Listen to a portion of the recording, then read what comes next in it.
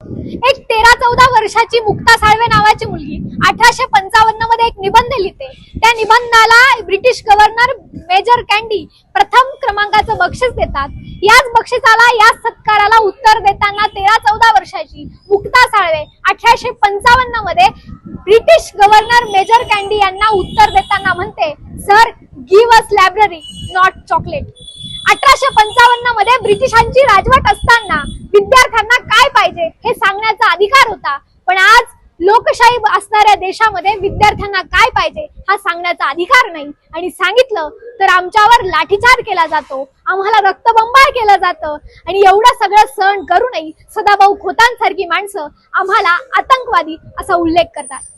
सदाभाऊ, अहो दिल्लीमध्ये शेतकऱ्यांनी आंदोलन केलं तेव्हा तुमच्या पक्षानं आतंकवादी नक्षलवादी म्हटलं। खरं तर महाराष्ट्रात एमपीसीची पोरं रस्त्यावर आंदोलन करायला उतरले तेव्हाही तुम्ही त्यांना नक्षलवादी आतंकवादी म्हटलं। तुमच्या विरुद्ध बोललं की तुम्ही आम्हाला पाकिस्तानी म्हणतात।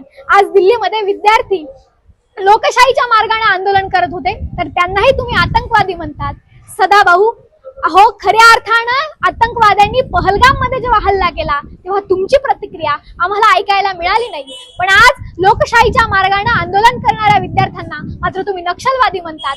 माफ करा सदाभाऊ, तुम्हाला एक प्रश्न आज विचारावाच वाटतो। सदाभाऊ, नाही जनाची पण किमान मनाचीही वाटली नाही का? सदाभाऊ, अहो तुमच्या पोरीच्या वयाची पोरी तिथे आंदोलन करतायत। सदाभाऊ, त्यांची कपडे फाडली, त्यांना लाठीचार्ज करण्यात आलं, त्यांना मारलं, अहो रक्तबंबाळ करण्यात आलं। सदाभाऊ, अहो बाप म्हणून नाही पण तुमच्या नावात किमान भाऊ आहे, त्या शब्दाला जरी जागला असतात ना तरी खऱ्या अर्थानं पावलं असतो। अहो सदाभाऊ, एकेकाळी तुम्हीही आंदोलनच करत होतात, मग तेव्हा तुम्ही नक्षलवादी आतंकवादी होतात का याचं उत्तर एकदा देऊन टाका। पण तुमच्यासारखे नक्षलवादी आतंकवादी भाजपची गुलामगिरी पत्करले तर महाराष्ट्राच्या सभागृहात आमदार म्हणून बसतात। पण सदाभाऊ, लोकशाहीच्या मार्गाने आंदोलन करणारे देशभक्त मात्र जेव्हा संसदेच्या दिशेने जातात तेव्हा त्यांच्यावर लाठीचार्ज केला जातो।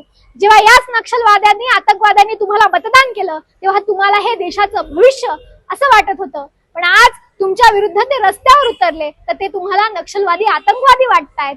सदाभाऊ, हीच देशाची पिढी भविष्य तुमच्या खुर्च्या काढल्याशिवाय राहणार नाही। देशात नरेंद्र, राज्यात देवेंद्र, शिक्षण खात्यात धर्मेंद्र। सदाभाऊ, या तिघांनी तर राजीनामा दिलाच पाहिजे, पण नैतिकतेच्या आधारावर तुम्ही सुद्धा राजीनामा दिला पाहिजे। तुमच्यासारखी माणसं त्या सभागृहात बसतात, एक महाराष्ट्रीयन म्हणून खरंच लाज वाटते। जय हिंद, जय महाराष्ट्र।